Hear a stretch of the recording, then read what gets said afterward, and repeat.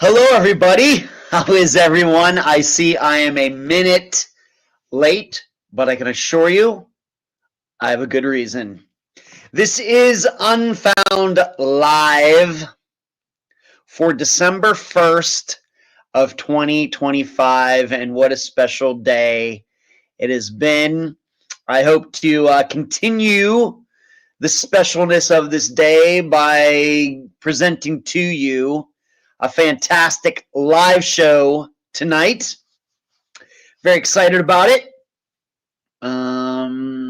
Didn't start working on it till today, but it got done. I have some very interesting stories and things that have gone on over this past week that I want to pass along to all of you. Hopefully we'll get some good comments and questions going in the chat tonight. As you are watching or just listening, it's okay. You should hit the like button. That's the thumbs up button if you are on YouTube. And if you're on Facebook, do what you can over there. That would be nice as well.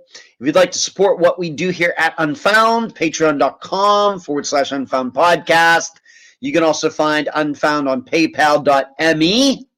If you're watching on YouTube, you can hit the join button below and get some things that everybody else who doesn't hit the join button doesn't.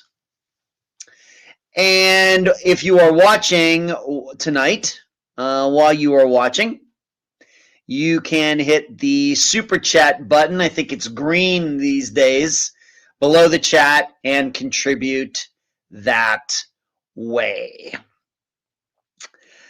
As you can see in the title for this live show, Unfound Live for December 1st, 2025, these are the stories that I guarantee I will cover over the next 1 hour and 57 minutes. This disappearance that I picked out this week to analyze is Phoenix Coldon, Coldon. Young woman who went missing back in 2011, so 14, almost, I guess, 15, or about 14 years ago. And it has even had its own show or series on the Discovery Channel. I think it was, or on the Oxygen Channel. I'll talk about that a little bit. So I'm going to analyze her disappearance. If you're wondering, well, I don't know if I know that disappearance. This is the young woman who took off in her SUV, and this car was eventually found abandoned right in the middle of an intersection in East St. Louis, if that's maybe ringing any bells. Of course, I will get into the particulars of her disappearance when I get to it during the show tonight. We have Lonene Rogers news tonight. I think most of you might remember that Lonene Rogers, this is a disappearance that we featured on Unfound a couple years ago. This is a disappearance that really is not too far from where I sit right now. As you can tell, I'm still at my dad's place here in Renfrew, Pennsylvania, but Lonene Rogers went missing not that far from here, maybe half hour, something like that from here, not far at all. But there is news to discuss there, and what does it mean for her case? What does it mean for other cases like hers? Get to that. And then I think I already did talk about this already, but I'm going to, I think I did. Got deja vu or something. I want to talk about, of course, this football coach from Virginia, a very successful football coach who has been missing now for a few weeks. There is a warrant out for his arrest. I think he's been charged with child pornography and some other things. So we're going to take a look at his disappearance. He has not yet been found as of the recording of this live show tonight. I'm going to take a look at what are the odds that he is still alive? Did he really commit suicide? And, what does this say? when we have prominent people like this who are discovered to be like this. What is actually going on here? Is this something new in our society, or has it always been going on? Is it being exacerbated by the internet and all that? I will get into that before the night is over. So who is in here? Let's see who is in here, and then I want to just go over what has been going on since we all last got together. Lisa, first. Yes, you are first. Hope you had a great Thanksgiving. I did spend it with my sister and her husband, and then her husband's sister and that sister's husband, if I'm putting that all together the right way. We had a really good time. Thank you for bringing that up, Lisa. Good to see you, Lisa. Sorry about your Chiefs, though. Charlotte, good to see you. Good to hear from you a few days ago, Charlotte. Sounds like you are back on the mend, and I'm very happy about that. The Cake, what's going on? Good to see you, Charlie. What's going on? Got to see your mother last Thursday for Thanksgiving, Charlie. I even made a comment to her, man, she's looking pretty smooth on those new knees of hers. She was going up and down steps like nobody's business. Doesn't seem like she's in a lot of pain. Very happy for her. And I did see a picture of you. I did not know that you have shaved your head, Charlie. How about that? D, hey, working with Nick on his Christmas list. Okay, D, very. You do that. I guess that's your son, right? On his Christmas list. I'll be interested to know what is on his list. And Amy, good to see you. And Lisa, you are very generous. Thank you. Fun and easy. It is fun and easy. If Lisa can hit the super chat button, then all of you can as well. And yes, Lisa, those Chiefs, the griefs, yeah. I don't know, Lisa. You know, it seems, not to bring this up, but it is kind of true crime. The Chiefs just haven't been the same since that super fan got in all of that trouble robbing banks and everything, right? Or is that just my imagination? Let's see who else. Let's see the next one. Charlie, I'm more aerodynamic. You certainly do look aerodynamic. I, on the other hand, am not aerodynamic at all. D says, well, I'll let you know you all know Thursday, okay, for what his list is on. All right, yeah, so we got, of course, a show to do with D this Thursday. So since we all got together, well, first I have to bring up, and some of you already know this, today is my dad's birthday, and he turned 89 today. 89. Yeah, he was born December 1st, 1936, during the Great Depression. It's crazy. And we had a good day. We got up early, and I took him to breakfast. And, of course, I paid, being that I took him. And he ended up getting an omelet, and I ended up getting French toast. And so we had a good time. And then the reason, actually, I was 1 minute late tonight is because my dad plays cards on Monday nights. It's starting at 7. But the people who play cards with him threw him a little party at the end with kind of a cake. And they wanted me to come up and, of course, be part of that. So they played cards from like 7 until 8:30, and then I went up there and they sang happy birthday to him and everything. So we just a little late getting back here, so I was late by a minute, but that's why. But it was I've never gone up there and seen who he played cards with, but everybody was so nice, and we at least got to sit around a table and talk a little bit. And so it was a really good time, and they all got him cards, birthday cards and everything. So he was all excited about that. Although I have to say, my dad's not much in the attention business, let's say, unlike myself. He's very much more laid back. usually does not like to be the center of attention. So sometimes instances like that can make him a little nervous, but he seemed to be sucking it up tonight. So his birthday's today, and 89 years old, still gets around pretty well, still drives a car, still takes care of his bills, can keep track of his medicine and everything. But I am going to be maybe getting him a little help here a few days a week with some of the things that need to be done here. Like I said, he is 89, but like I said, pretty decent shape overall. But, he and I have had a conversation. Maybe we do need to get somebody in here because, walking's been a little more difficult for him, food shopping and things like that. So, and I'm sure he'll find some other ways to put this person to work. Chiefsaholic ruined it. I think you're right, Lisa. D and Trivia will not be true crime related. Well, what will it be related to this Thursday? All right, D. Now I'm scared. Lisa, happy birthday to your dad. I know he's incredible. He raised you. Thanks, Lisa. Hey, hello, DD. What's going on with you? Good to see you. I'm going to Florida Friday for my uncle's 94th birthday. Oh, my goodness. Yep. Hey, Lisa, I keep telling my dad, you better be prepared to be around a little longer. Of course, when you're 89, it can happen anytime.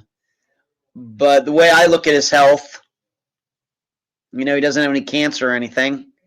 His heart's in pretty good shape. His mind's in pretty good shape. His joints are letting him down.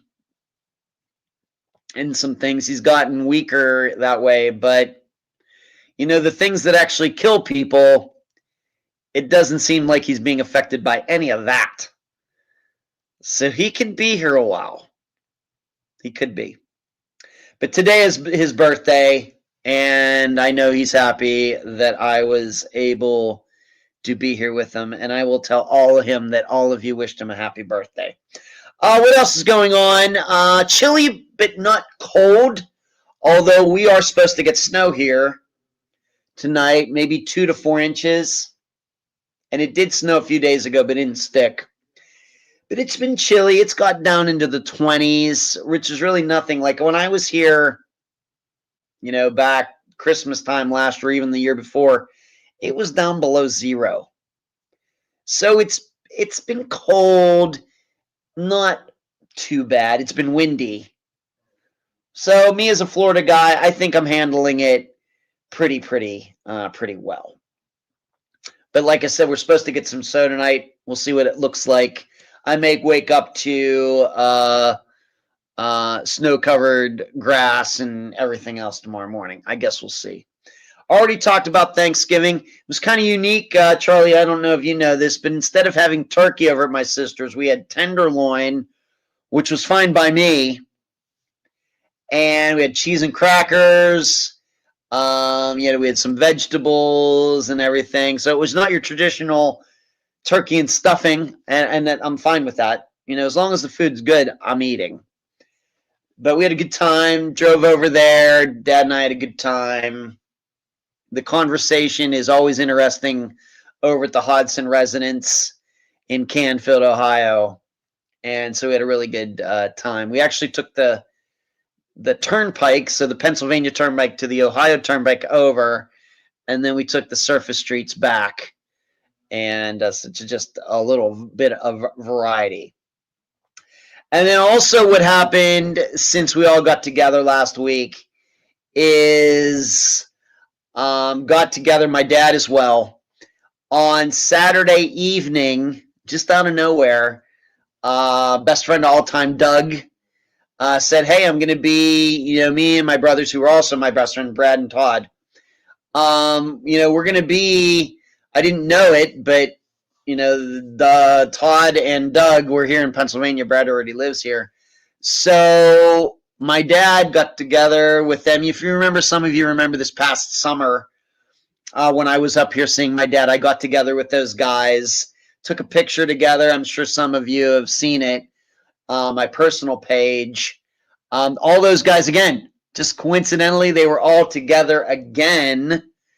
And so we got together on Saturday evening. Unfortunately, this time we forgot to take a picture. But a couple of their sons were there as well. They're like 20 years old, something like that. So we had another fantastic time. It was a good time. It was a funny time. We coincidentally ran into the mother of a woman, girl at the time, who went to high school with us. So what a coincidence that was. So it was really, I didn't know that was going to happen on Saturday evening, but it did. And it was a really, really good time.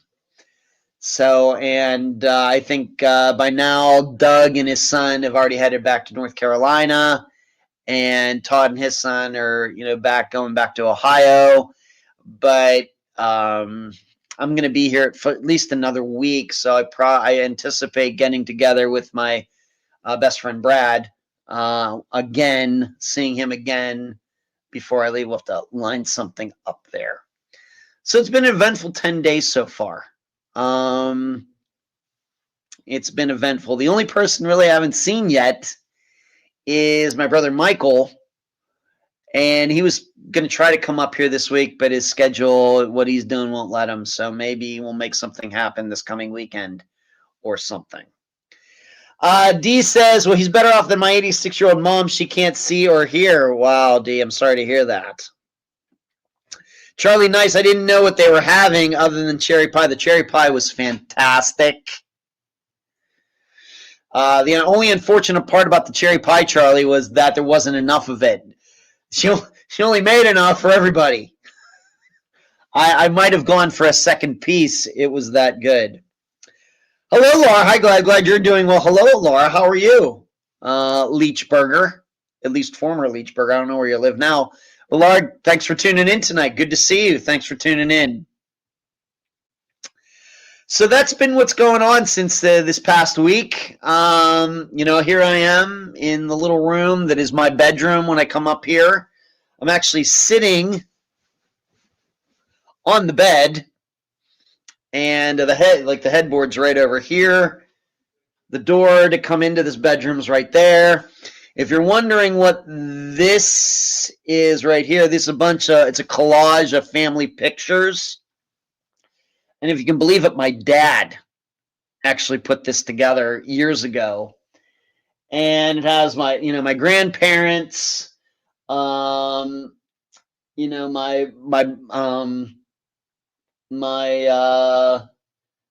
biological siblings, Brian, Michael, and Diane. There has my cousins, has my deceased aunt and uncle on there, has my grandparents are all deceased now. Really, if you're wondering, maybe you can, maybe you'll see some of those pictures if you want to make a big screen or something. You might even be able to see some of those pictures specifically. But if you're wondering what that is, it's a family collage of Denzels and Shellhammers and Joyces and Ravatis. I think that's about it. That's who is on that picture. If you want to blow that up, maybe if you make the whole thing full screen, you might be able to see some of that a little better. So that's what's been going on. And I do have my Powerball ticket. It's up to like $750 million. And I keep saying if I win, it is going to be disgusting how much fun I have. It will be disgusting. Trust me. Leah, I love the photo collage. Well, thanks. Yeah, my dad did it, of all things. I wasn't here when he did it. It had to have been some years ago. Had to have been before my mother died, I gotta believe. All right, let's get to tonight's agenda.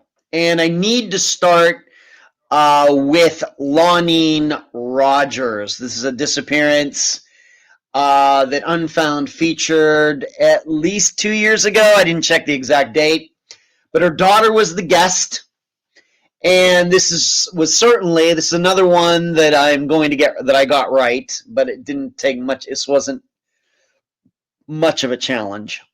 But at the time, if you go back and listen to that episode, I think you could read between the lines and thinking that Lonene's husband, who was, of course, the guest's father, caused Lonene's disappearance. So in the Unfound world, we call this the man said type disappearance. He said that she walked off. Well, we now know for sure that didn't happen. Right to this point, I think it was just circumstantial. That just doesn't, the story was thin, and he wasn't a very good guy. And if this doesn't ring a bell, you remember Lonene and her husband were both deaf.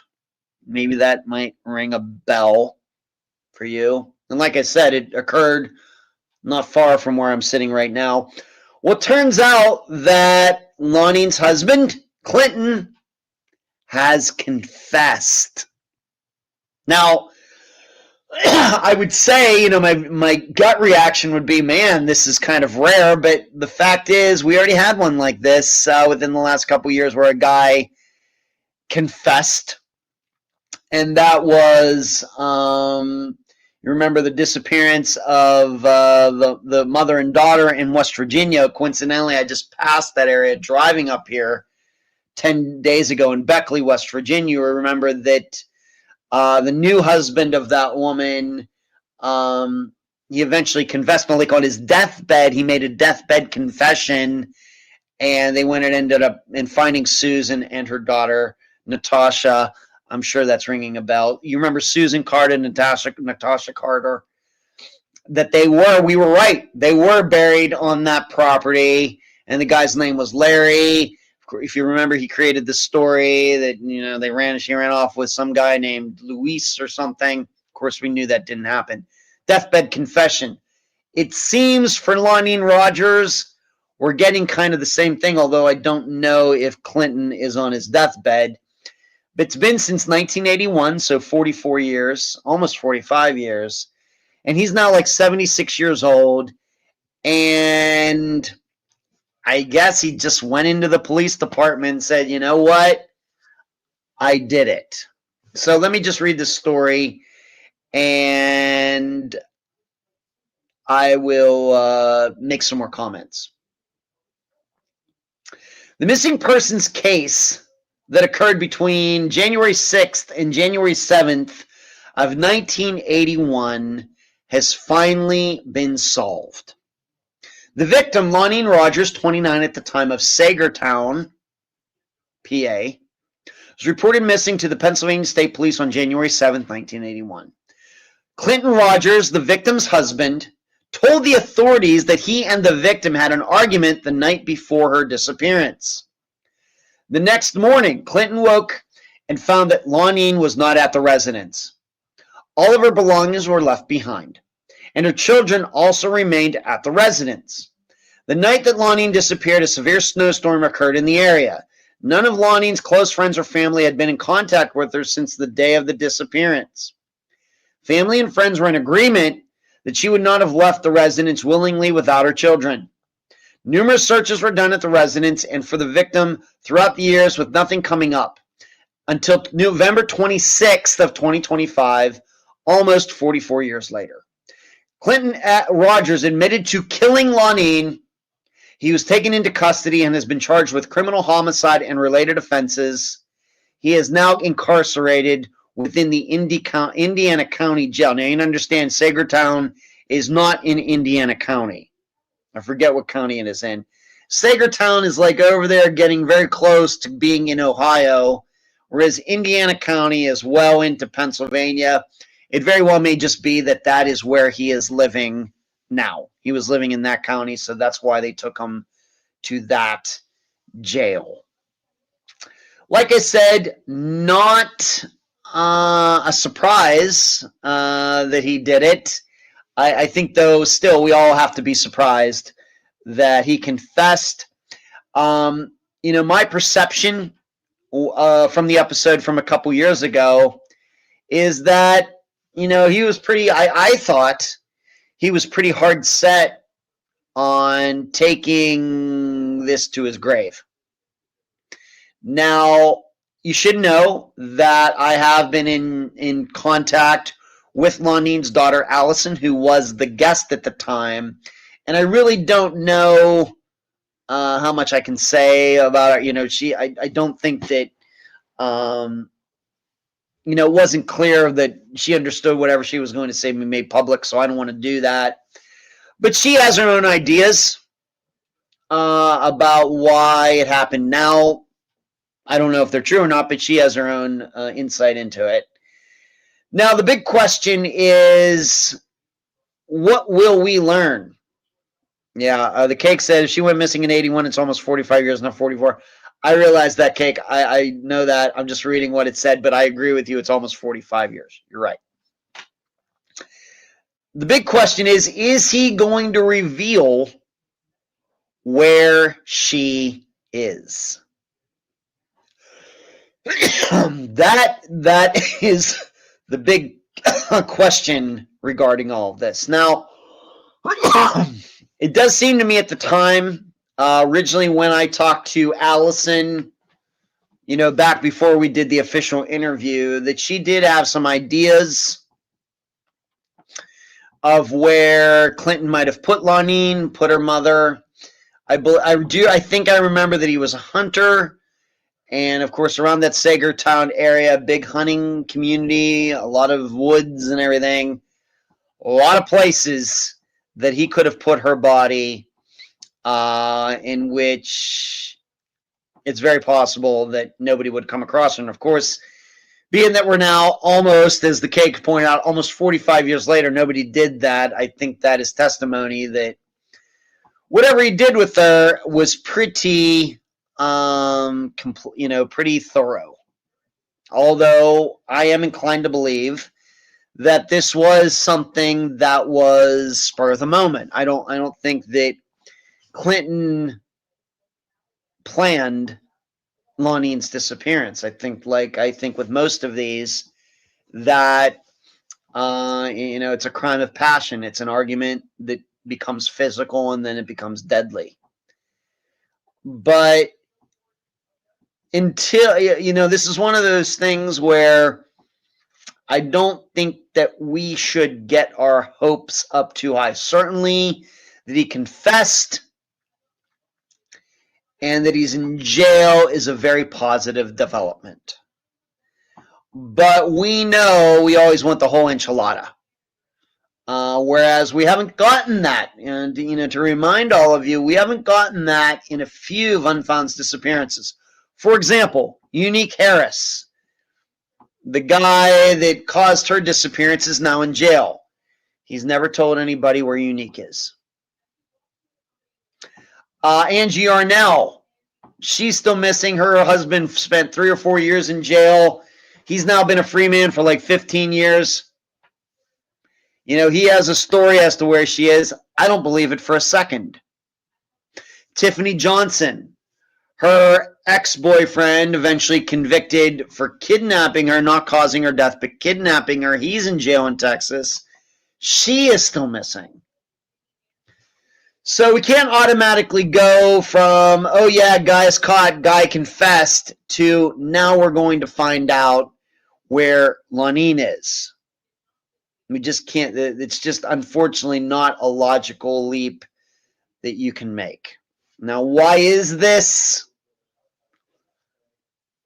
A lot of different reasons. We could look at each of the ones that I just described, and I think with the man who killed Unique Harris, his name was Isaac Moy. I don't even know how I remember that. It very, very well just may be a control thing. I killed Unique. Everybody wants to know where she is, and I'm not going to give it up just because I'm going to be a prick. I still, it's a kind of a chip I can still use maybe in somewhere down the line. Whereas with, with Angie Arnell, I'm open to the idea that what the husband described happened. If they were to find her body, it would quickly be determined that, yeah, that's not what happened. Remember what he said. with Angie Arnell's husband, that she fell off some deck backwards and hit her head and died. And then he put her in a canoe and took her out into this lake. And unfortunately, her body was going to go out to this island to bury her. And unfortunately, her body went off the boat into the water and he couldn't find it. I mean, crazy story. So for him, I think it's more along the lines of, just doesn't want the real story to be revealed should her remains be found. And then for Tiffany Johnson, could be the same thing. But we have to remember he's been, charged with kidnapping. He went to jail for kidnapping, not murder. And maybe that's enough. He realizes I'm in for kidnapping. I'm just going to have to ride this out for years. Whereas if I reveal where she is, then they'll know that I really, really, really, really, really did murder her. And then I'm in a lot bigger trouble.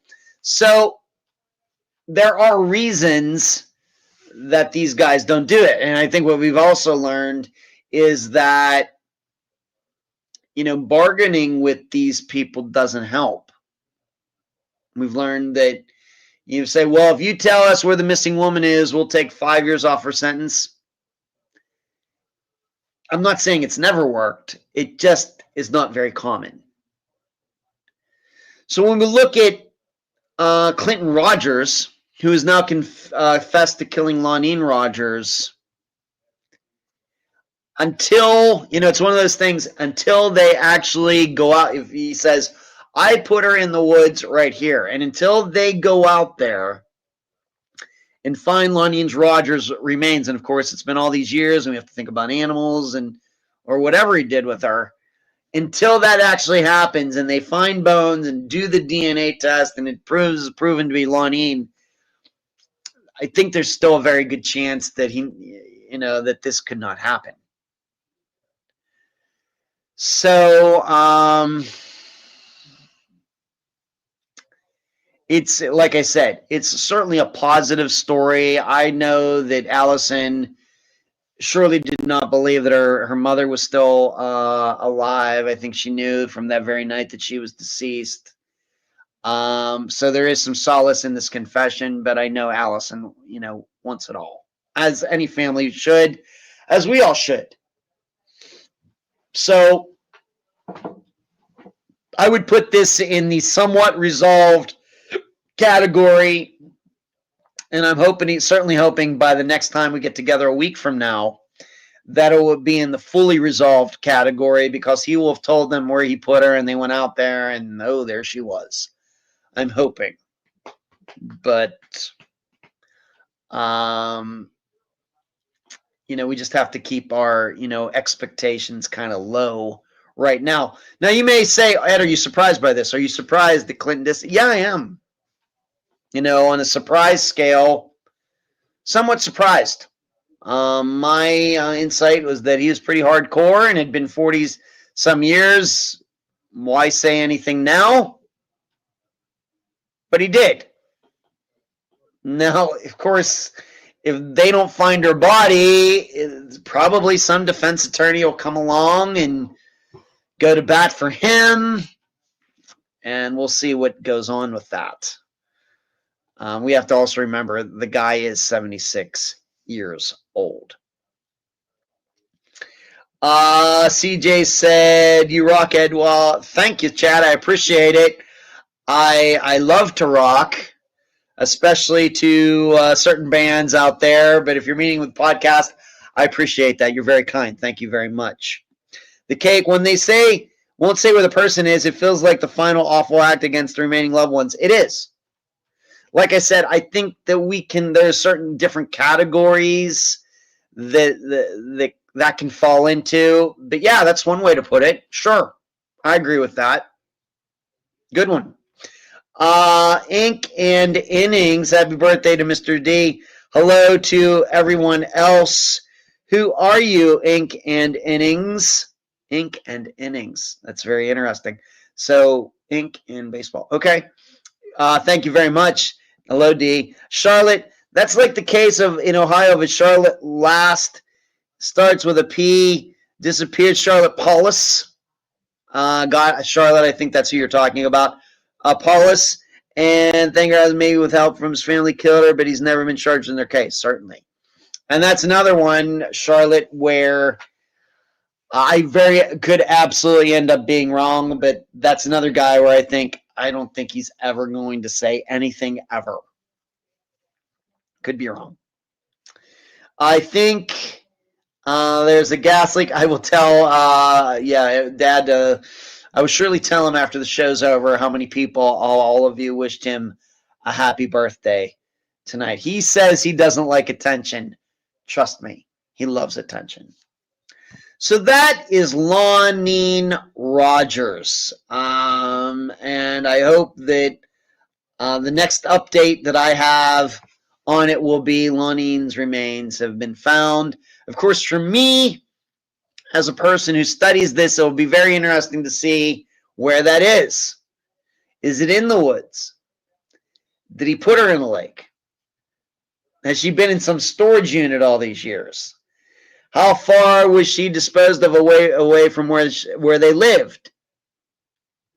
You know, these are things that I like to know. I like to keep track of these things because I am convinced that this helps us with other disappearances. I will always be convinced of that. I will always be convinced of that. I agree with you. Thank you. All right, Charlotte. Great. There's an angelic light beaming on you tonight. I see that over here. Oops. Yeah, I don't know what that is. That is the light kind of refracting. It's just a regular, there's a fan up here, you know, in the ceiling fans with the lights. That's all it is. I don't know. That is kind of weird, huh? Isn't it? You know, you can see it right there. It's going right into the camera at a certain angle. Ink and innings. Sorry, changed my handle. Ink as in writing inning, as in baseball. But, oh, it's Cherie, right? With the blue and the. I should have known that just by seeing the little wrench there. My mistake, Cherie. Hello, Cherie. How are you? Good to see you.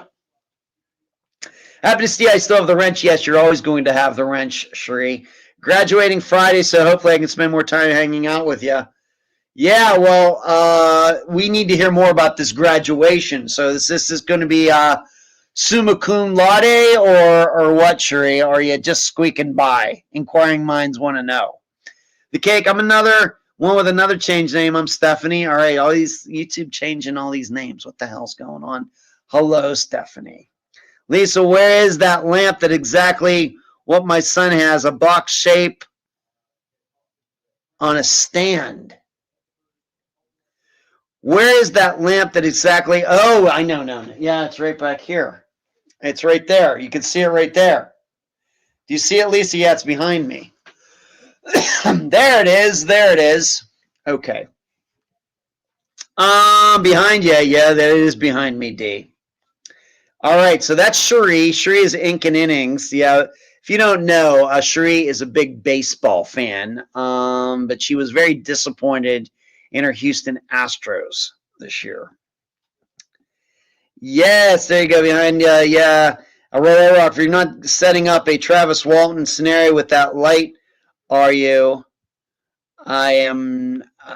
I know I'm supposed to know what that means, Rockford, but you will have to explain it. It's just not coming to me right now.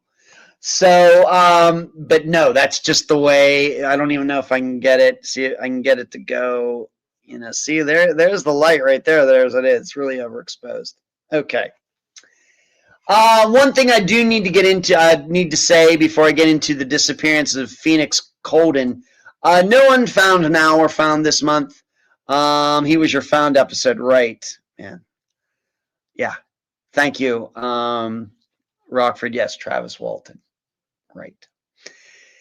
Yeah, Rockford. Yeah. I just wish I would never forget anything. But no Unfound now, being that Rockford now brought that up. No Unfound or found episode this month. Once again, here with my dad. I do get work done, as I continue to say.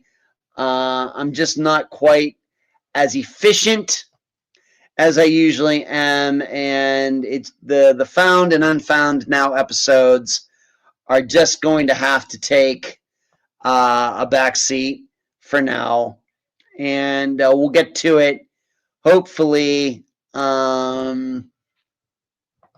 next month at the end of December, where I anticipate being back in Florida, unless something really, really goes wrong. So I just wanted to say, if you're waiting for the Unfound Now, it usually comes out beginning of the month. And for all you YouTube and Patreon supporters, just no time. I apologize. Just no time. And I'm trying to enjoy every minute with my dad. I will be here at least another week. So let's get into the disappearance of Phoenix Coldon, Coldon. This is a disappearance that has, I think, gotten a lot of coverage, although I don't know how much coverage it got initially. But it does seem that it has gotten a lot of attention in the true crime sphere. And then just within the last several years or something, I can remember watching the Oxygen Network. There was a series on her disappearance and where her parents were interviewed and all of that.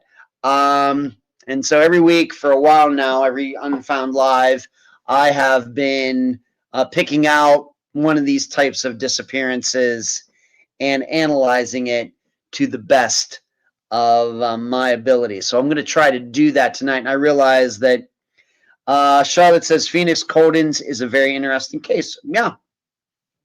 All right, so let's get into this. I did go back and found some newspaper articles on newspapers.com. This disappearance is actually on the Wikipedia, and of course, it is on the Charlie Project.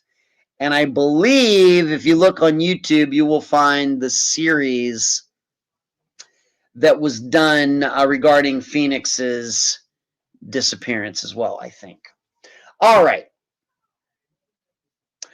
Phoenix Coldon was last seen sitting in her car in her driveway in the 12,600 block of Country Brook Drive in Spanish Lake, Missouri on December 18th, 2011. So we're coming up on 14 years ago.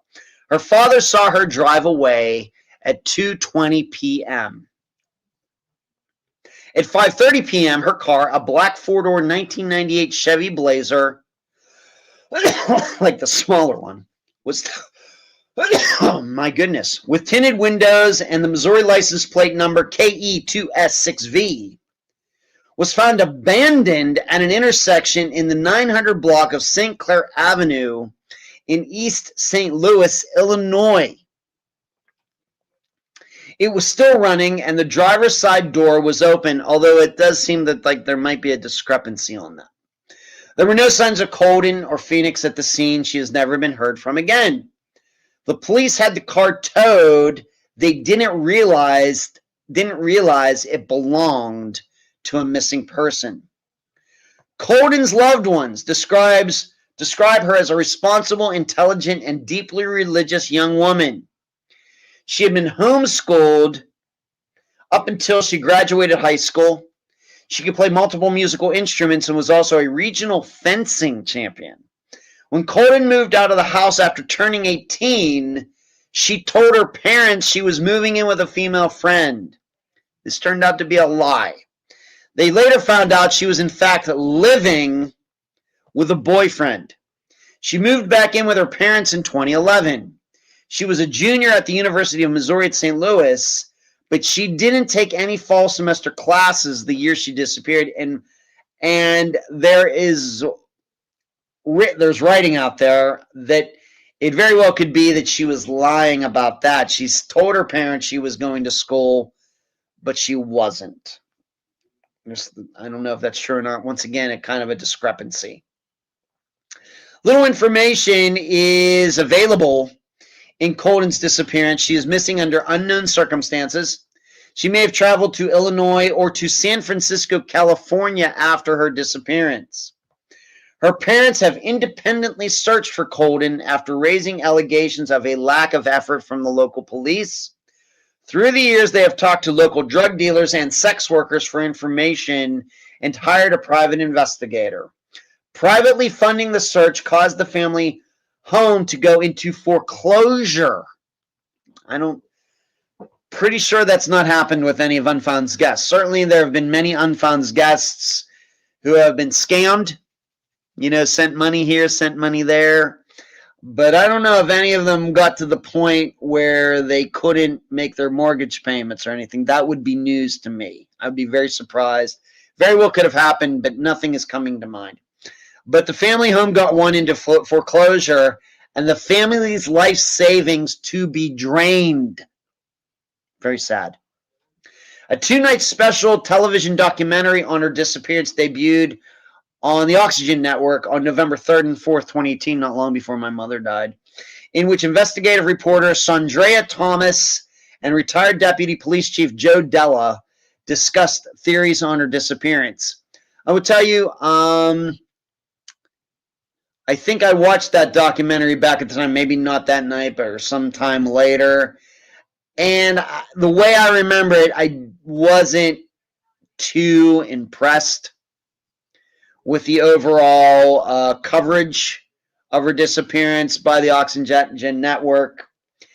But there may be a reason for that, and I'll get into that in a while. You should know, to my knowledge, I know I haven't, but I don't think anybody affiliated with Unfound has ever reached out to Phoenix's family. Not saying I won't or not saying I can't. Would, love to talk to them. I have no problem. Of course, it's an unsolved disappearance, and I talk to anybody. But so in looking at this, just like all the other ones that I've featured on Unfound Live so far, I'm just going by what has been covered publicly. I don't have any inside knowledge about this disappearance at all. Unlike all of Unfound's disappearances where, I find out the inside information very quickly. Of course, all of you get to hear a lot of that inside information eventually when it comes out as a podcast. But what I'm saying is, in looking at Phoenix's disappearance tonight, I'm not withholding anything. There's nothing secret that I know that I can't reveal. I just don't know any more than any of you do. Now, the first thing I found interesting about this, for whatever reason, is that there was zero media coverage when she went missing. Given that, as you just heard, her family seemingly, obviously, eventually did a lot, spending their money all over the place and trying to track Phoenix down. From a media standpoint, there was nothing in 2011. Why is that? Well, to hear, this Sondrea Thomas, who was one of the people who, I guess, hosted or whatever you want to call, worked on this documentary that was on the Oxygen Network.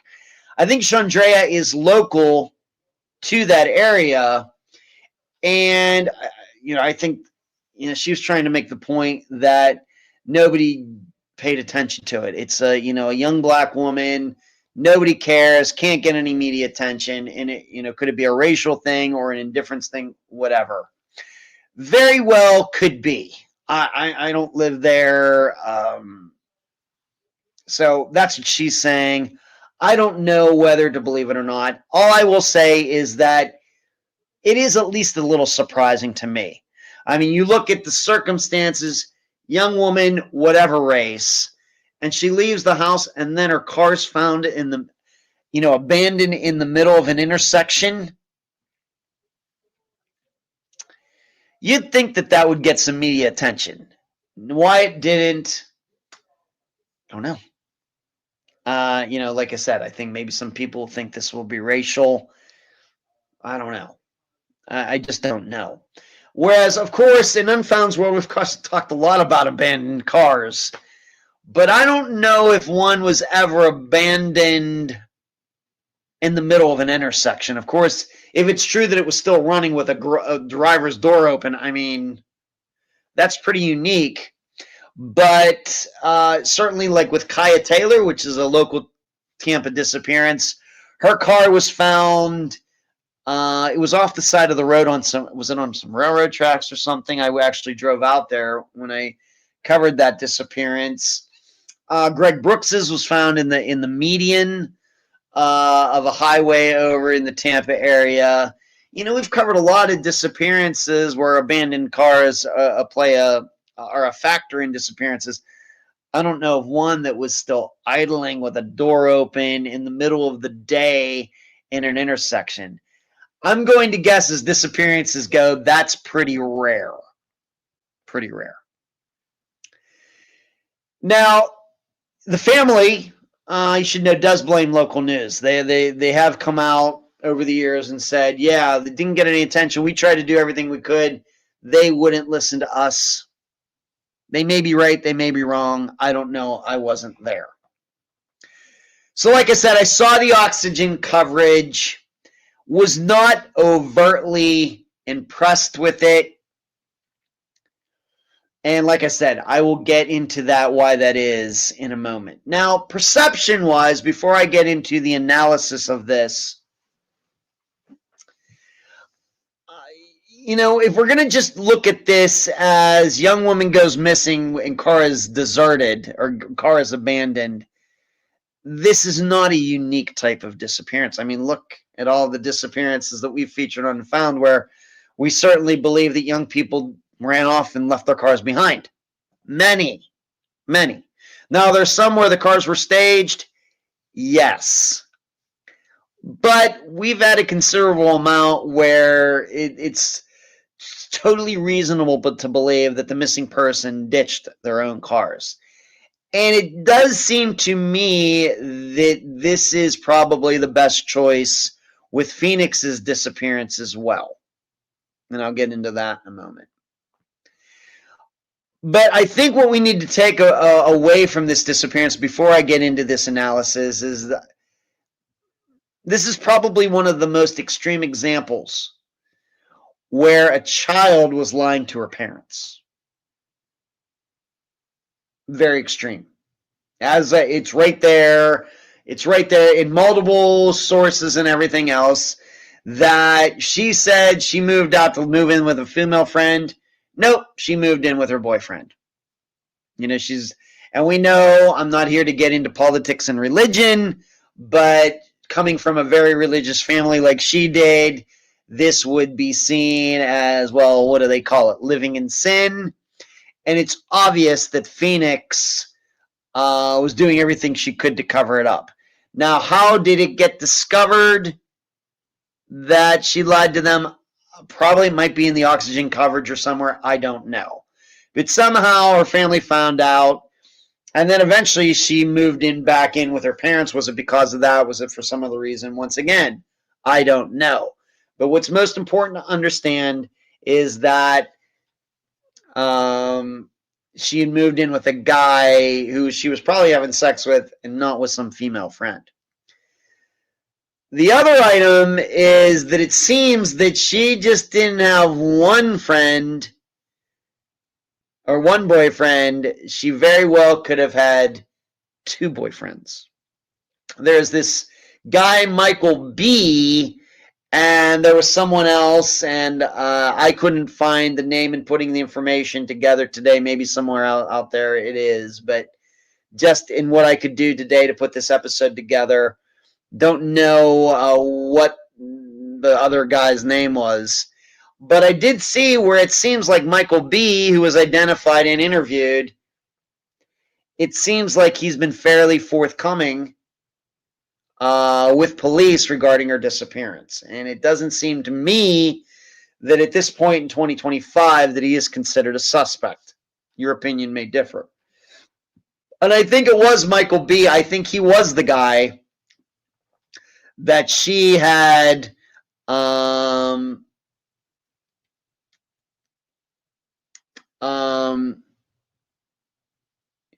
that was Michael B. was the guy she had been living with, I think. But he was still in her life. This other guy was in her life. So we got that. There's also the item that it seems accepted.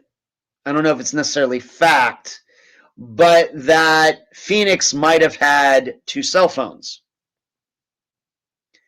She had a regular phone that her family knew about, but then she had a secret phone. Something to consider. Once again, I don't know if it's totally factual, but just reading around here and there, it does seem that very well could be the truth. She'd not been going to school, as I've already stated. So like I said, these things keep building up. She was raised a certain way, and at some point she decided, you know what, I don't want to be like that. I'm not going to say what she did was wrong, but and it gets to a point. I realize. I mean, we have to realize how old she was at the time. She was going to college. At what point do you really, have to tell your parents, about every movement? She was 23 when she went missing. I mean, she wasn't just over the age of 18. She was 23 years old. Whereas, if she had gone to school for 4 years and graduated, she would have already been graduated by then. So if she wants to go and live with boyfriends, that's her business. If she wants to not go to college, that's her business. Of course, the problem starts when you start lying. But once again, when do you start? When is it okay to start lying to your parents? There are times as an adult that you have to lie to your parents. I know that, over the years when my mother was still alive, father's of course still alive, I might have told a yarn or two just because, if I told them the truth, they're just going to worry. Why do I want to do that? And really, I'm an adult. I can handle my business. It's none of their business anyway, but if they're going to ask, I feel like I have to tell them something, well, I might stretch the truth here and there. I'm going to admit, I think we've all done it. So, I'm not, criticizing Phoenix necessarily because she's lying to her parents and she's an adult. What I'm criticizing her for is she didn't have the courage just to be herself. And I think that is the main instigator for this. I think this is where you have to start looking at this disappearance. When a 23-year-old can't be honest with her parents about who she is and what she's doing, then that's usually a very, very bad sign. And of course, especially when you get religion and morals and things like that involved, it becomes very, very complex. I was raised in a Catholic family. But once I moved, I didn't move out of the house until I was 27 years old. But one of those things about moving out is that you can just, that your life becomes your own. And it very well could be that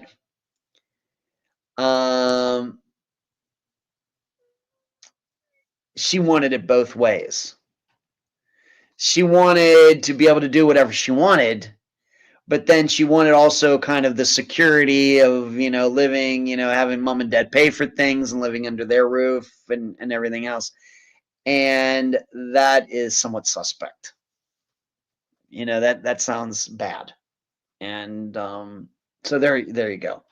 Now, moving on, other items. There was, as they did do, unlike most of the disappearances that we feature on Unfound, They did do forensics on the car. No stranger DNA was found in the car. It was either her DNA or the rest of her family's DNA. They did not find any, I guess not even any DNA from any of the men in her life in this car. So it would seem that she was the one driving this vehicle when it was abandoned, and even without the DNA, that's what I would think anyway. I'm glad that there is science to back it up. All of her stuff seemingly was left in the car. Of course, there's a question, how many phones did she have and everything else, and was there a purse missing?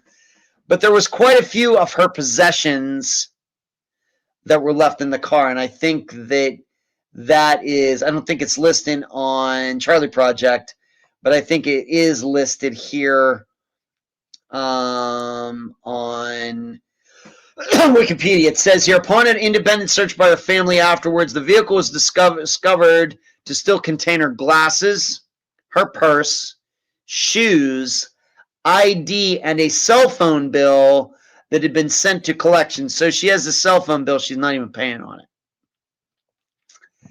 So seemingly things went bad for Phoenix fairly quickly.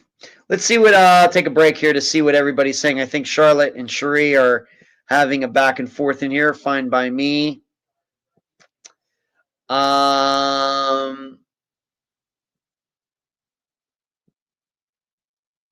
Okay, Charlotte, yeah, thank you. Okay, back and forth. Back and forth. Taylor, oh no, now I know I have to be 2 times nicer to Ed. Yeah, D, you do have to be 2 times nicer to Ed. I agree with that. I'm kidding. Charlotte, Ed, did you hear about the people saying they had searched for Phoenix across the country and found she had been living in an address in Alaska, but it led nowhere? It vaguely rings a bell, Charlotte. I will say that in the information that I put together today, that didn't come up. But like I said, it's vaguely familiar. I have to admit, it's not something that I would ever take seriously.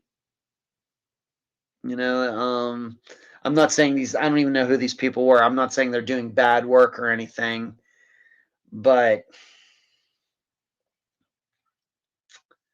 it's one of those things. I suppose if her name was Jennifer Smith, it would be easier to go somewhere and start a new life. Because you might have, even though her ID was left behind, but I think you know what I'm saying. But with a name like Phoenix Coldon, no way you can keep that name, and move anywhere. Maybe not even to another country with a unique name like Phoenix Coldon, because she is surely the only Phoenix Coldon on the earth. Rockford, not interested in judgments either, but the database tells us the moving in and men in orbit, not going to college, are risk elevators. Absolutely. Absolutely. And in fact, as the database shows, if you've been fiddling around with it, Rockford, the college thing, when I talked about that with Dr. Telesco a month ago, even I still now am still stunned by that. That, there's, only been a very, very small percentage of unfound disappearances of college graduates. If you don't want to go missing, go to college and graduate. Whereas if you drop out, have problems in school or whatever, the odds of you going missing, are going to go up. Certainly. Right. I mean, yeah, you're right, Rockford. Bad combination. Absolutely. So, and of course, lied to her parents. I said lied to her parents up to the very last second. And the reason I say that, I think that she, being that her father saw her drive away at 2:20 p.m., I think she did give him a story. That she said she was going somewhere, and of course she did not go to that somewhere. So right up to the end, before she went missing, she had no problems telling her family lies. Now, once again, Does she have to tell her father the truth about where she's going as a 23-year-old? No, but I think you know what I'm getting at here. So my analysis. This is something I've kind of, I didn't come right out and say it yet, but I will say it right now.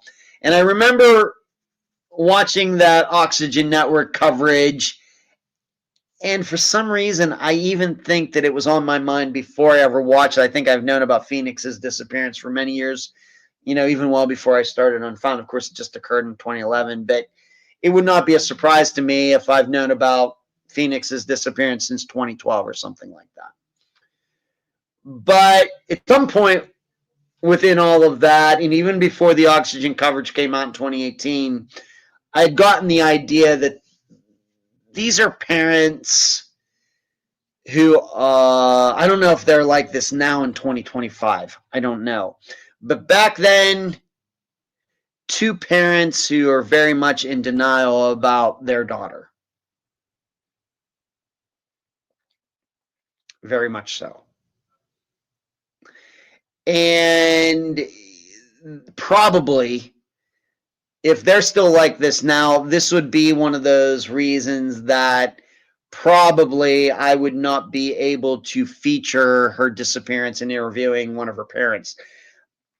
I have nothing against maybe one of her friends, but when it comes to the parents, in my perception, that, you know, you just kind of get the idea that they get the feeling like this disappearance was acted upon Phoenix. Whereas I think there's enough evidence, circumstantial and otherwise, to show that Phoenix was very much involved in her own disappearance. Certainly could be open to the idea maybe that this is foul play. There's nothing saying that it wasn't. But like I said, I just get the idea that they, at least at the time, I don't know what they're saying now, that they haven't fully embraced what Phoenix was doing to them back then. Well, she's a good girl, and she's a good girl, she's a good girl, she's a good girl. She's still a good girl. It's just she had her own life to live, and I don't know if her parents fully appreciated that she was making these choices on her own. She wasn't being forced to do any of these things. And in addition, the parents, and to me, have come across as being in somewhat denial, once again, going back some years. But on the other hand, they're complaining about the police. Now, my analysis, Cherie says, I definitely remember us talking about Phoenix years ago. Right, Cherie, right. And it very well could have been back in 2018 when that series came out, right? Probably, because we've known each other that long. That's a good possibility. Right, thank you for that. Here they are in somewhat denial, but on the other hand, they're complaining about police. Now, what I will tell you, I don't know. There's nothing that I read, that I saw, and once again, preparing for tonight, to show that the police made any huge mistakes here. I mean, they even did DNA on the vehicle. I mean, that didn't get done to Tom Brown's vehicle, his Durango. That didn't get done to Greg Brooks's car. That didn't get done to Rebecca Henderson's car. I mean, I could go on and on and on about all the vehicles where nothing was done. They get the car. Oh, here's your car back. I mean, how many disappearances have we talked about where families get the missing person's car back in a day? Common. So that the police here even did that with the DNA is so far above what most have done. So once again, it sounds to me like the parents are trying to blame this disappearance on somebody else. Whereas I think, of course, depending on what actually did happen, there's certainly a degree that goes on the shoulders of Phoenix.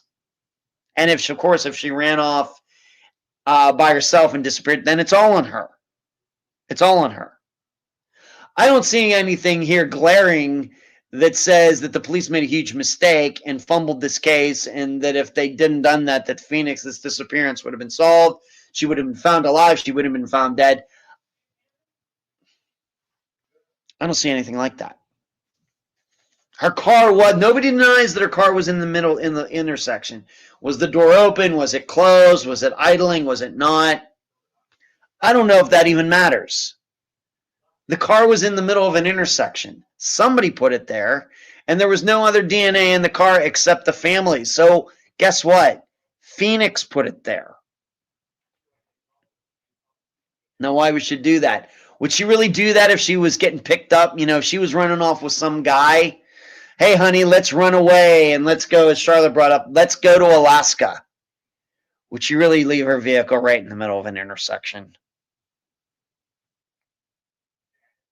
Come on now. Now, why? Now the question is, why would she do it that way? Whether she planned on suicide or starting a new life in California or whatever else, why would she do that? It's hard to say. Like I said, when you start trying to get inside the minds of missing people, once again, I don't, maybe I'm the first person to bring this up, when it comes to disappearances, is that you can't follow logic. You have to go with percentages. Because if you go with logic, then you're continually going to be stumped. And being stumped is no way to solve a disappearance. Being stumped is no way to solve anything.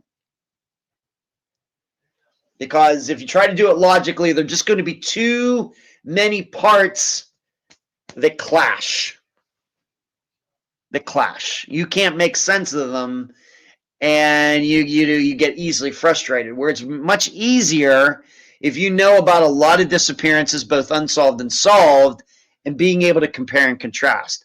Okay, so Phoenix's disappearance, what does it seem like?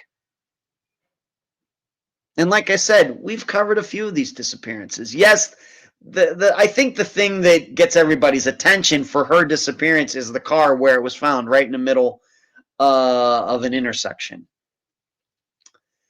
How often does that happen?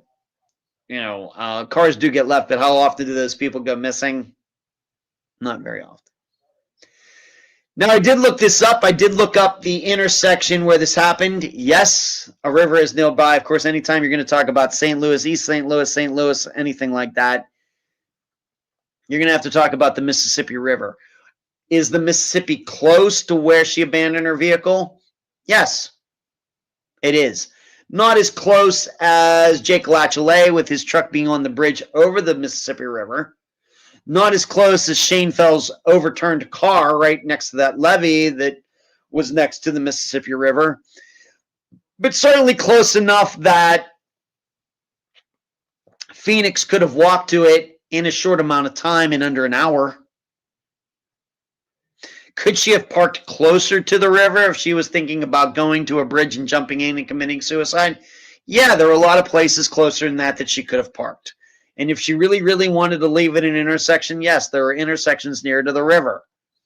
Now, why didn't she do that? I don't know. But if you're asking me, was the river nearby? Yes. Was it close enough to consider it for this disappearance? My opinion is also the answer is yes. Did they search the river? I'm guessing not.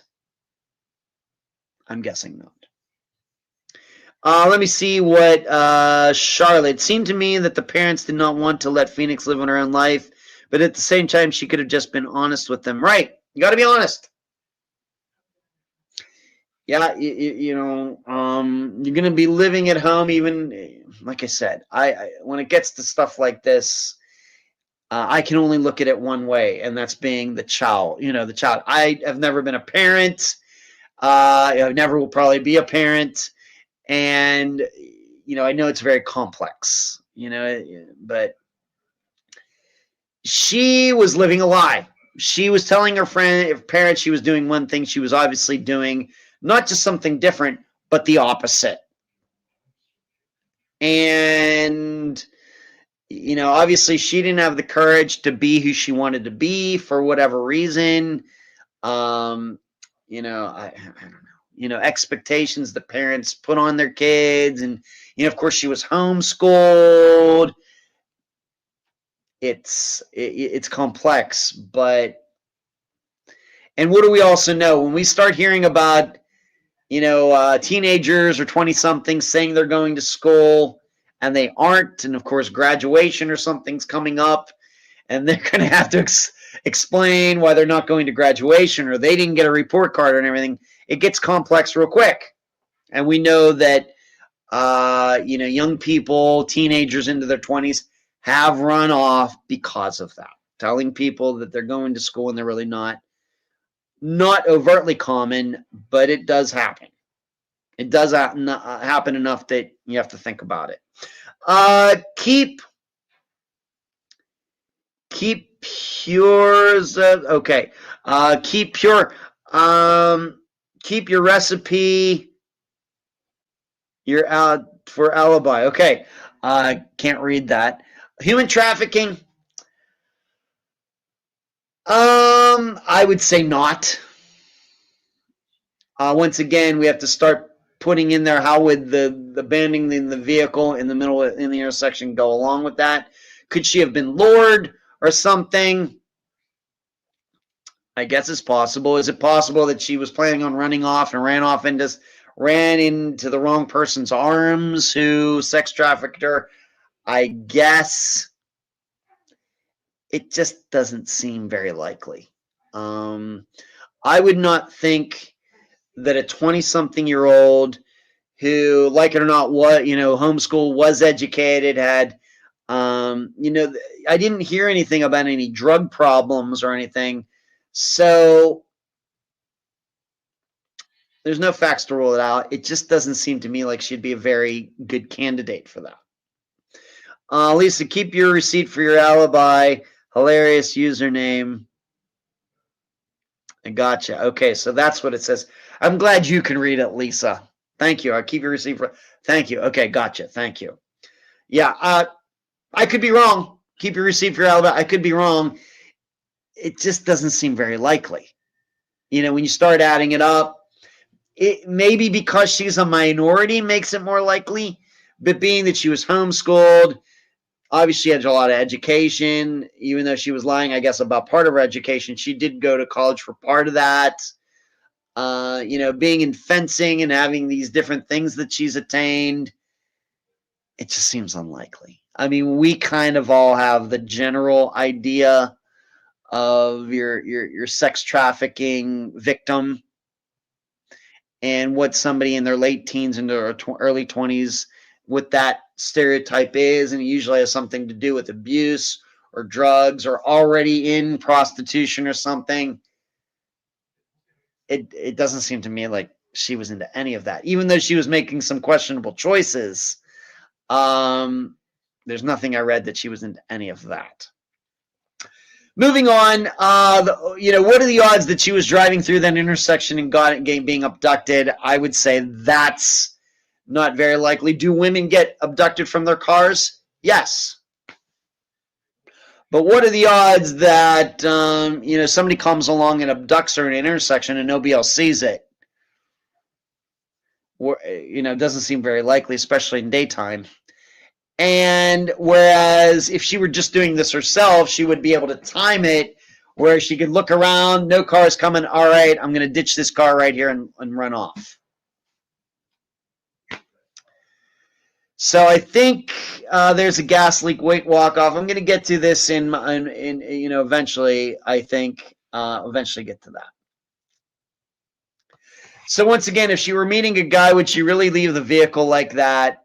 It seems unlikely. It does seem like the vehicle was in running order, whether it was idling or not, the door was open or not. It does seem like, you know, it wasn't like the vehicle just stalled in the middle of the intersection. The engine blew up or something. That's certainly not what happened. Now, is there a possibility that she is alive? Well, we're on almost 15 years now. Could be. No signs of violence. it does seem that she had a particular vision about what she wanted her life to be, which seemingly was in contrast to what her parents wanted her life to be. The problem we have is that you have multiple boyfriends, maybe a secret phone, like or not finishing her education, whether she was lying to her parents or not. Once again, I'm not here to get preachy. Really, in the end, I don't care. But when you start talking about a 21, say a 20-year-old moving in with a guy who's her boyfriend or anything, once again, I'm not very old-fashioned by any means, but that sounds like something that's very questionable. So, to me, if she's still alive, she probably would have had to have really matured very quickly and not do those things, probably. Is there the idea that she could have been pregnant? Sure. I guess, yeah, absolutely. Any woman, of course, above a certain age and until a certain age, and you look at any of that group, yeah, any of them could be pregnant, I guess. Unless they have some biological problems or something. So could she have run off? Did she find out that she was pregnant and decided to run off and she didn't want to have the baby and her parents were very religious? She wants an abortion. They don't want to allow her and everything. Yeah. And being that she was living with one of her boyfriends, we know that might have made it more likely. It's obvious to me she wanted to be someone her parents did not want her to be. She could have been pregnant, like I just said.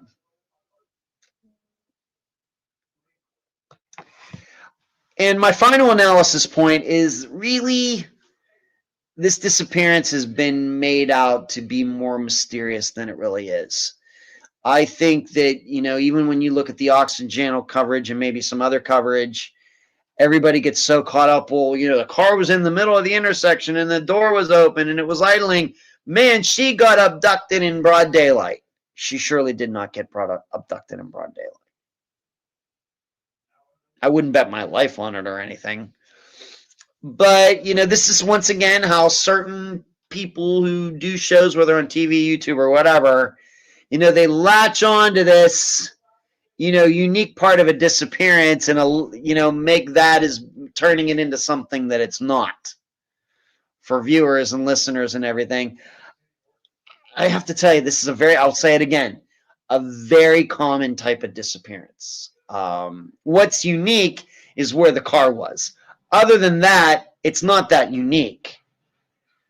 A lot of kids lying to your parents all the time. A lot of cars getting abandoned. A lot of children, women and men making bad decisions when it comes to boyfriends and girlfriends and their education, and they're on and on and on and on and on. So, but I think that the reason the public gets drawn in is because generally the general public doesn't realize this. They don't understand. We're doing what we can here at Unfound to educate everybody, but they start thinking that, oh, wow, the way they're presenting it, it must be really, really unique. And Oxygen's covering this disappearance of this woman in her car. Man, this must be some unique type of disappearance. Why would they do it otherwise? Well, this is what they do. So, my best guess, getting down to the end of this, let's see, walk off. I was talking to my friend Doodle, and she used to be a cop and was talking about Phoenix Coldon. That's interesting. Well, what a coincidence, D. My best guess is that she did go into the river. I know that's been kind of an out on a few of these disappearances. Even that Unfound is covered on the podcast. But and I think I even brought up that solution for the disappearance of Brian Schaefer. But we just see so many of these kinds of disappearances when they are solved. How did that person get there? Well, people make a lot of bad decisions, and people make a lot of decisions under pressure, and people make a lot of decisions. They're desperate and everything else. And you just have a young one. I just don't know where it was going from here. She's lying to her parents. She's not getting her education. She has two boyfriends. And once again, I'm not here to judge. As I've said many times, if you're a single woman out there and there are men who you trust, who you respect, and there are multiple of them, and they want to take you out and you want to go out Monday night, Tuesday night, Wednesday, which each different one, fine by me. Life's short. Enjoy it. Fine. I know that could be dangerous. Make good decisions. But when you look at this, the overall picture of what Phoenix was doing, there's not a lot of good in there. I think if the only thing she was doing was having two different boyfriends, I'd be fine. If she was still getting her education and all these other things, then okay. But there was a lot of bad going on and a lot of covering up that she was doing. And we have to start thinking, where was this going? Nowhere good. And she probably figured that out. How do you get out of all of that? Good question. I don't know. So I would say that just got too much for her. And this is the way that she chose to, my idea is that she was driving around. Keep in mind, it was like 2:20 something, but the vehicle wasn't there. It was like 3 hours later. My idea that she was just driving around figuring out what she was going to do. She maybe already decided, I'm so deep, I can't get out of it. Or she was pregnant and, I have two boyfriends and they're going to find out and I can't pay my phone bill and everything else. And she was just working up the courage to do something drastic. And my belief is that she rode over that river there, one of the bridges, and said, yep, that's what I'm going to do. And she thought about it, thought she's still driving. She says, the hell with it. Stops the car wherever it was and runs back toward the river. That's my idea. It's one of those things. Could she still be alive? Yes. But how did she suddenly start making good decisions? How did she start being truthful with herself and being honest with herself? I don't know. In the area where she went missing, okay, D. Rockford, many families can't come to grips with their children contributing to or causing their own demise. Even harder when true crime media encourages the sensationalism. Yeah, that's one thing. Rockford brings up a good point. We don't, or me, I'm not perfect, but the true crime community doesn't do any favors when it tries to blame disappearances or crimes and everything on other things. It's like the whole smiley face killer. We don't want to blame it on kids who go out and get drunk and who drink to excess and shouldn't be doing that and everything else. No, we're going to blame it on this phantom ghost boogie person over here cruising around in a van. What does that do? It takes us away from the real problem. Young people drinking to excess and dying. And not necessarily suicide, but killing themselves. It only allows that to continue. So for this, when you start thinking about, not to, pick on the sex trafficking, it's just an example. All this I believe about sex trafficking and everything else, all it does is take us away from the idea, there are people who disappear on their own. And there are women who commit suicide. And there are people who run off because they have mental health issues. And always blaming it on, yes, they got taken by somebody, only keeps us from looking at the drug problem we have, or the mental health problem we have, or, whatever else, a combination of all of it. That's all it does. When did she go missing?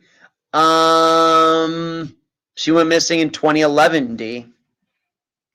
When did she go missing? No, it does not. What are you saying about no, it does not? About what, D? So that's my best guess. Could she have run off and done something else, died somewhere else? Yeah. But it's amazing, even with disappearances that I don't even talk about with the live show, ones that I just randomly read, even going back years and years and years, how many that I'll read and I'll be like, I bet there's a river nearby, and I end up being right. I think what my opinion is, more missing people are going into rivers than we can believe, than is predicted or is expected or anticipated or guessed or measured. Pretty sure. Cranky, greetings, happy holidays, Ed and all. Sorry I'm late doing laundry. You can do laundry and listen to this live show at the same time, Cranky. Not, I know it's not necessarily like walking and chewing gum, but good to see you tonight. Dee says, I found it. My son, not me. I was looking for a cat. Kitties. Me love me some kitties. Okay. So that's Phoenix Coldon. This is a young woman who created a very complex life for herself. I don't know what she could have done given that her parents wanted her to be some person and she wanted to be someone else. What she should have done is when she graduated from high school, she should have gone to a university like 2,000 miles away. And, gone there, if she was paying for her own education or whatever else, she should have done that. And get away from them, kind of start to feel like what it's like to have your own life and, separate from them. And if they're not going to love for you for who you choose to be, then that's the way it goes. Whereas when you try to split it, try to make your parents happy, then try to make yourself happy, and, everything, eventually it's going to come to a head. And I think that's what happened for Phoenix. And I think if it were just one thing, if it were just her education or it was just the boyfriends or it was just this or just if it were just one thing, I think it's recoverable. But just too many things going on in this young woman's life, I think. Let's move on to this. I still have to talk about that football coach, but I do want to do an update on, of course, this UPS flight some weeks ago. Very sad. Of course, I talked about it at length when it happened because I do take an interest in plane crashes. I don't have any piloting experience or engineering experience, but I'm here to tell you I am a encyclopedia when it comes to plane crashes. Some of the findings so far. Now, when I spoke to you, 2 weeks ago, 3 weeks ago about this, there was the possibility that the engine blew up. They're going down the runway, something goes wrong with the engine, and it gets, it starts rattling enough or whatever, and it just, rips right off the wing. Now, you should know there's actually video of that engine coming off the plane out there. You can actually see it. The plane going down the runway just fine and just as lifting off. You can see the engine, the left engine flap and actually go over the jet. It went boom, boom, right over the jet. It's out there. If you're terrified by stuff like that, avoid it. But it seems now that they're looking not at the engine, but actually this attachment, this pod, they call it, that attaches the engine to the wing. There's the engine, and then there's like this little arm or whatever that then bolts to the wing. That's how the engine, stays on there. It's not built right into the wing. And preliminary findings are that this attachment did have some cracks. It did have some fatigue cracks. Now, the issue is that it's going to take time to figure this out. But were these metal fatigue cracks, and you don't know, if you don't understand what metal fatigue is, you can do this very easily. Get a paper clip, unfold it until it's just like a line of wire, and start bending it back and forth. It will quickly snap. That is metal fatigue. And, of course, these jets, a lot of pressure on them, a lot of stress. This jet was not new. But, on the other hand, it does The manufacturer of this jet was McDonnell Douglas, that then was bought out with Boeing. It does seem that they were aware that over time this could happen, and there was a schedule period every so many 100,000 miles or whatever it was, every hours, flight hours or whatever, that mechanics are supposed to check that, you know. And it's like I said, there's a reason we don't have a lot of plane crashes anymore, and it's because maintenance on jets has gotten so much better. Piloting has gotten, you know, with GPS and everything has just gotten so much better. You have to remember, it wasn't that long ago in the United States where passenger jets were falling out of the air all the time. Easily within my lifetime. I mean, just go back to the 1980s and see how many passenger jets crashed in the United States that year, that decade, and how many people got killed. It is stunning. And then, you know, and then you compare it to the last 15, 20 years, it's no comparison. Air flight, you know, flying is so much safer now. But it's machines, you know, it's people working on machines. Mistakes are made and nothing's perfect and everything else. So they're going to have to figure out, were these cracks bad enough to cause this engine and the attachment to it to just rip off, or was it brought on by something else? And like I said, they're supposed to be checking for this, and it seemed like the plane was fine, and then boom, this engine goes flying off of it. So it's going to take some time. The final report will not be out for at least a year. We have these, what they call preliminary findings. And you're going to hear over the next year a lot of analysis, and YouTube channels and everything, you know, do their best to try to guess at what happened. But the official report for the NTSB will not be out for like a year at least. And, you know, the video's out there. You can see the video. As crazy and sad a scene as you will ever see. But as was stated, I think, some weeks ago when I talked about it, and as others talked about it, the pilots were essentially screwed. Had this happened at 10,000 feet, let's say they get up to like 10,000 feet and this engine blows off, for the most part, they probably could have landed that plane. They probably could have. Even on one engine, maybe on no engines, they could have landed that plane. Maybe not at that airport, maybe somewhere else. But when that happens right on takeoff, one engine flies off, the second engine, the middle engine on the tail, ingests some of that, and it starts to not work correctly.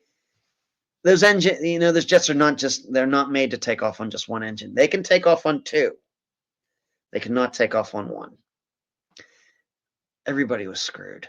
The pilot, the people on the plane were screwed, and everybody that got killed on this ground, screwed. Just bad, horrible, the worst timing that you could ever imagine. If that engine had flown off 30 seconds before that, that plane doesn't take off. They probably would have been able to stop it before it ever took off. Had the engine flown off maybe 30 seconds later, might have been able to land that jet in a place, maybe even land it, or at least put it down in a place where all the people on the ground wouldn't get killed. It's just bad. It's just bad timing. Bad, bad, bad. So what are my ideas on this? Well, it could be that some kind of maintenance wasn't done correctly, but really it's just not a thing these days. It's just not. Back in 1979, when that other jet, a similar type of crash or an engine blew off, that was maintenance being done incorrectly. I'm going to tell you right again, like I said a few weeks ago, I would be stunned if this was a maintenance problem at UPS. If this were some, you know, low budget carrier in some country, you know, out there that has a shoddy maintenance record and everything else, okay. But UPS is not going to do that. It's not worth it. It's just not worth it. We also have to look at the tolerances of construction. Could this be just a one-off? And what I mean by that is, you know, most of you are familiar with like lemons. You know, you buy a car that's a lemon, like you buy it, it's new, but then everything seems to go wrong with it. But then on the other hand, you know, your neighbor down the street bought the same kind of car from the same year and everything else, and he has no problems. Even though that car and your car were built on the same assembly line, you have all these problems, that car does not. That's why they have lemon laws in states. Could it be this is one of those situations? Could be. Could be. So I think what's going to happen is eventually I think they're going to find out that maybe their prediction on the metal fatigue for this part was overestimated, meaning they thought that it would last for a lot longer than they predicted. You know, it lasted a lot shorter than they predicted. They thought that, once again, this is just an example, they thought that this particular part would be fine for 1,000,000 miles when really it was only fine for 800,000 miles. I think that's going to eventually be the answer. That this is a part that does fail over time and it's supposed to be replaced. They just sort of replaced it sooner, I think. Let's see what everybody else is saying here. Cranky, as a machinist, interesting. I work with engineers that use engineering software that can do stress tests, mating engine parts that work together in dimensional tolerances. A lot of times we're talking extreme tight tolerances, right? Tight tenths of 100,000. Yeah, right, Cranky, yeah. It's true. And, you know, once again, nothing's perfect. You know, I hate to be so, I'm not trying to be flippant, but as Bender said in The Breakfast Club, the world is in a perfect place. Screws are falling out all the time. And this just could be one of those situations that, you know, maybe a good example, maybe, you know, some of you, you know, maybe at least some of you are familiar with this. Remember not the first shuttle accident in 1986, not Challenger, but Columbia. Remember Columbia, what was the year, 2004? Was it? Remember that was the shuttle that was coming back from outer space and it tore apart as it, you know, as it was coming through the atmosphere, you know, building up all that heat, the friction and everything, and it eventually tore apart. They eventually found out why did that happen. Well, on takeoff, about a minute after takeoff, you know, 10 days before or whenever, it was going up, you know, it's going in extreme velocity, and there was a piece of foam that, you know, they used to protect one of the parts from something. It had fallen off and come back and hit one of the wings of the shuttle. Well, we know foam, it's like nothing. You know, foam weighs nothing. And, you know, engineers knew that it happened. They saw it happen on some video when it happened. They just didn't think it was a big deal. Oh, it's a piece of foam. Foam's falling off the shuttle all the time on every launch. You know, this always happens. Nothing bad ever happens. And they let it go. They let it go. So that Columbia's up there in space for however long it was, 10 days, 2 weeks, doing whatever they were doing. And nobody's really thinking that seriously about how this piece of foam hit that wing. And of course, Columbia comes back and blows up on the way down to the ground. Well, what happened?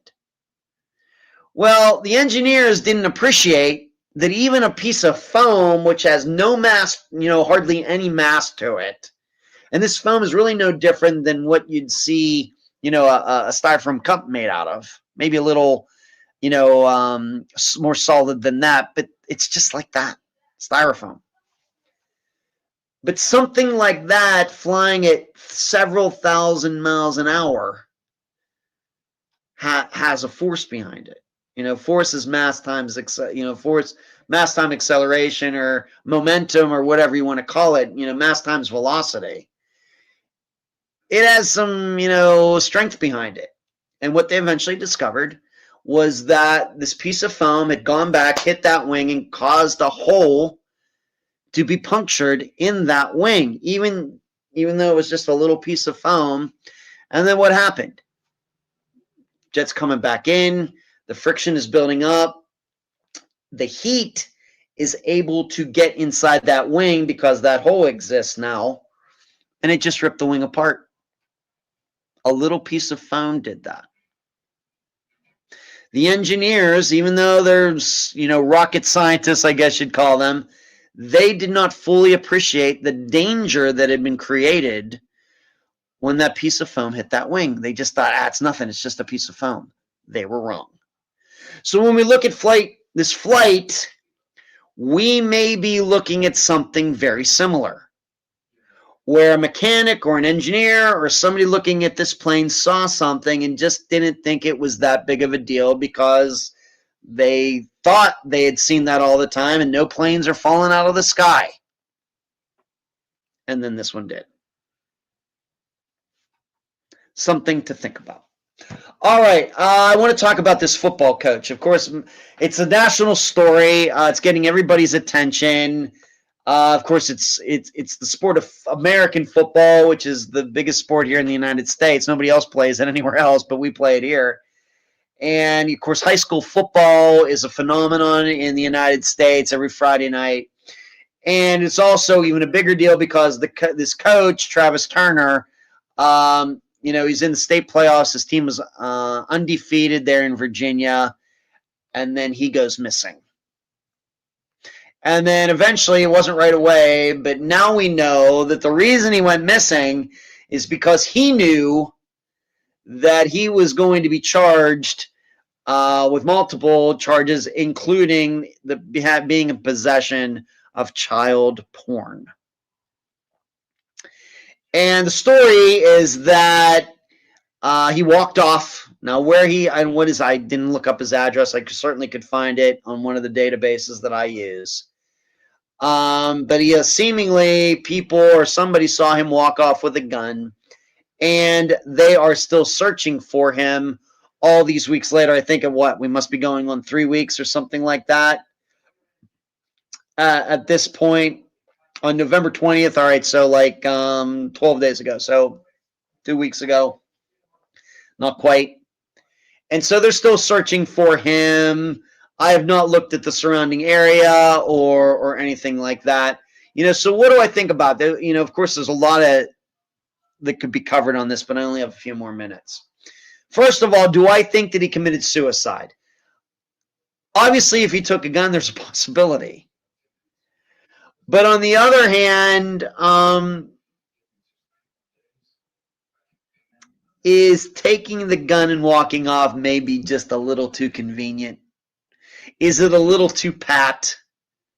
Is it a little too much of, I really, really, really, really, really want to make people think that I committed suicide when I'm not going to?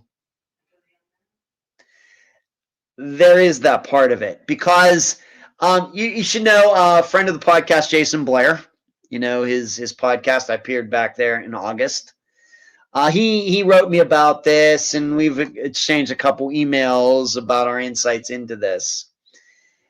And I was telling him that, I have a particular point of view on mostly men who do this, is that you have to remember something. They don't think what they're doing is wrong. They know society thinks it's wrong. But for these guys, mainly guys who do this, they don't think it's wrong. And so when it comes to, they just think that, society needs to change. They're the right ones, and the rest of us are wrong. This is my particular insight into these people. And so when they get caught, there's no sense of, there's no conscience about it. There's no conscience. So what I'm saying about this guy is that I don't know how likely he is to commit suicide because I don't think he thinks he did anything wrong. The only reason he ran off is because society thinks it's wrong and he knows he's going to get in trouble and he's going to go to jail and they don't understand, whereas he still wants to live. I'm not convinced that these guys think of it, as some sort of addiction or, they certainly don't look at it as themselves being perverted and being immoral and being disgusting and everything else. To me, this is what makes it less likely that this guy committed suicide. And really, if he's going to commit suicide because he got discovered doing this, why does he have to walk off into the woods? Couldn't he just blown his head off at home? I mean, what's the point? He's walking off with a gun. Obviously, somebody saw him walking off. That's not much of a mystery. Maybe he wanted somebody to see him just so everybody would think he committed suicide. Meanwhile, he's figured out a way to disappear. And, so I'm not convinced that he's dead. Don't think because the Noah story, well, he had a gun. I don't know if that means anything. It very well could just be he's holed up somewhere and waiting for the police to find him so they can have a shootout, and maybe it's suicide by cop. He on purpose gets in a shootout. But I think if it were that, it would have happened by now. So don't be so sure that he's not out there homeless or something like that. Now, the bigger question is, now, if he did commit suicide, if he is dead out there, I would stick to what I've always said. You search him out in any direction, and after that, I don't know how much it's worth doing any searching. Because once again, the numbers and the area and everything, it just gets too big. So I would just stick to that mile radius, and that's that. But like I said, I'm not convinced he's dead. Now, the big question is, I think what really, really scares people about this, he's a football coach. He was well respected, and I think when I did comment, I think I did comment on this some weeks ago. I gave you the example of, my hometown, Leechburg, where, the local police chief like 10 years ago, very well thought of, well known in the area, and he got a lot of sympathy here. At July 4th, he blew his hand off or something with a firecracker. How that happened, I don't know. All this money and everything else, and oh, woe is he, and everything else. And then a year later, he's trying to meet, what he thought was an underage girl for sex, and it was an undercover state cop. How does this happen? How do these people work their ways to positions like this and respected positions? I don't have a good answer for you. It's scary, and I say this even though I don't have kids, and so I don't have to, worry about, these people. I don't know. What is going on with our society? Maybe the big question is this, is this a phenomenon? Is this something new to our culture in the United States, or has this always been going on? I don't think, I know a lot of people out there will blame it on, well, it's the easiest access to porn and what's, our entertainment and our culture overall. I'm not inclined to go in that direction. I'm more inclined to believe this has always been going on. It's just maybe these people are easy to be caught today because of the internet and computers and everything else, I think. Or it's easier to be that way because some of this stuff can be so easily accessed if you're looking for it. Of course, I'm not looking for it. But it's seemingly these people, mainly men, know where to go to get this stuff. It's just easier to access. Whereas, let's say 50 years ago, if you're a guy like this guy and you want to see little children doing this, it's going to be very, very hard. It's still in your head. And this is something that's going on in your head. But how are you going to make that happen without the internet and everything? It's going to be fairly, fairly, fairly difficult. But for all you parents out there who are, have kids in school and you worry about their coach, their teacher, whoever else, a guidance counselor, the bus driver, whatever else, I got no answers for you. I'm still inclined to believe that this is somewhat rare, but it is worrisome how many people in positions like this end up getting caught doing this. But on the other hand, it's I hate to put it this way, but it's no different than when that bank robber was asked, well, why do you rob banks? Well, that's where the money is. Well, for a lot of these mainly men who do this, of course, it does seem more and more women are getting into this too. You see a lot of women who are teachers, having sex with their 13-year-old students and things. They put themselves in those positions because that's where the kids are. So they have this thing, well, how can I get access to children? Oh, I can become a teacher. Oh, I can become a Boy Scout leader. You have to realize they were like this before they took those positions. They did not become that way because of those positions. I think they knew what they were doing. Yeah, I think they know what they were doing. It's scary.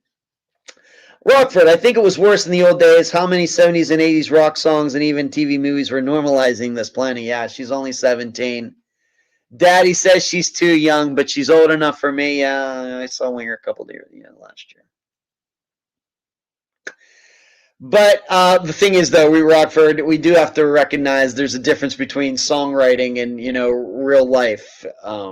There's that. Of course, Kiss had Christine 16, and I don't think Paul Stanley or Gene Simmons, I know allegedly that they've been with a lot of females. I think that if there were any underage girls who had relationships with them or something, once again, I know nobody's perfect and mistakes are made and yada, yada, yada, yada, yada. But sometimes it is just art. Yeah, but why aren't these teen boys speaking up about these abusive teachers? Well, I don't know. I like I said, being that I don't have any kids, I'm not in that environment. Don't know. Maybe they're scared. I don't know. Some of them don't come forward 2 years later. And certainly, I'm certainly also open to the idea that sometimes these kids lie just to get teachers in trouble. That happens too. But when you're talking about what it seems happened here with maybe child porn possession, things on a computer, things on a phone, that's something that can't be denied, in contrast to teacher-student relationships where,